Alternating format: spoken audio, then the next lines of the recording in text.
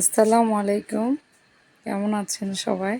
তো আজকে কাঁচা আমের ঝাল টক মিষ্টি আমের আচার বানাবো।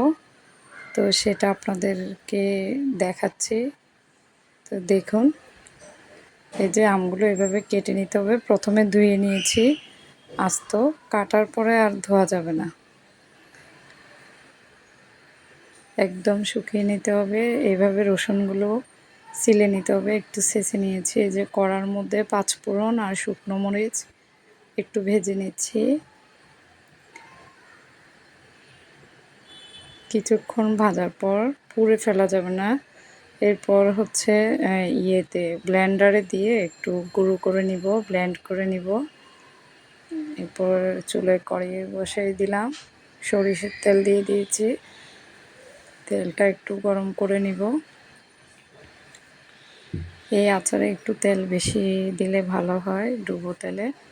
তো এই যে একটু আস্ত পাঁচফোড়ন দিয়ে দিয়েছি তেলের মধ্যে, একটু ভেজে নিচ্ছি। তো ভাজা একটা গ্রান বেরোবে, দেখুন।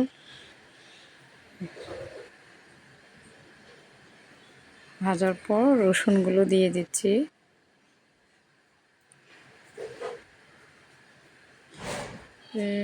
রসুনগুলো কিছুক্ষণ ভেজে নিয়েছি। এরপর আম দিয়ে দিব, কেটে রাখা আমগুলো।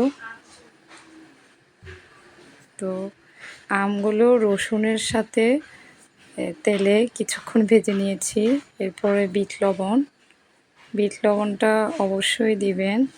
বিট লবণটা টেস্ট বাড়ায় আচারের মধ্যে। একটু হলুদের গুঁড়ো দিয়েছি, এই যে মরিচের গুঁড়ো।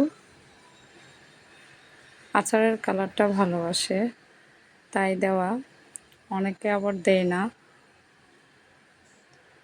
তো ঝাল টক মিষ্টি আচার আমের খোসা সহ। তো এটা সাদিয়া খুব পছন্দ করে। এই যে কিছুক্ষণ নেড়ে আমের কালার চেঞ্জ এরকম হলে এরপর চিনি দিয়ে দিব অল্প করে। তো চিনিগুলো আমের সাথে মিক্স করে নিচ্ছি। তো তেমন সময় লাগে না এই আচারটা বানাতে, খুব অল্প সময়ে আচারটা রেডি হয়ে যায়। একটু পানি যেন না থাকে, পানি দেওয়া যাবে না, তাহলে আচারটা প্রায় 1 বছর ভালো থাকবে। নর্মাল ফ্রিজে রেখে দিব বানানোর পর বয়াম ভরে। এই যে দেখুন, আমি আচারগুলো সবগুলো একসাথে কিছুক্ষণ মিক্স করে নিচ্ছি, ভেজে নিচ্ছি। এই যে তেল উপরে ভেসে উঠছে।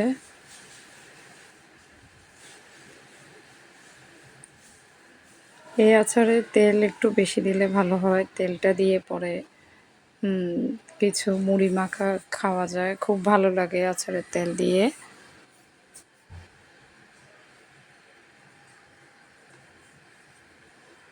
তো এই যে 5 থেকে 10 মিনিটের মধ্যে আচারটি হয়ে যায়। এই যে পাঁচফোড়নের যে গুঁড়োটা করে রেখেছি সেটা দিয়ে দিচ্ছি আচারের উপরে। গুঁড়োটা লাস্টে দিবেন, শেষের দিকে, তাহলে কালারটা খুব সুন্দর আসে। দেখুন আমের আচারের কালারটা কি ভালো আসছে। তো কেমন লেগেছে জানাবেন অবশ্যই, ভালো লাগলে। এই আর কি, আপনারা ট্রাই করে দেখতে পারেন এভাবে।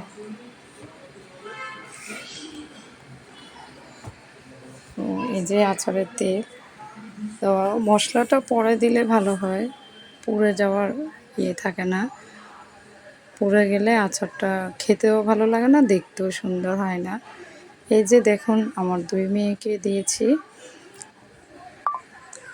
ওরা খেয়ে কী বলছে দেখুন।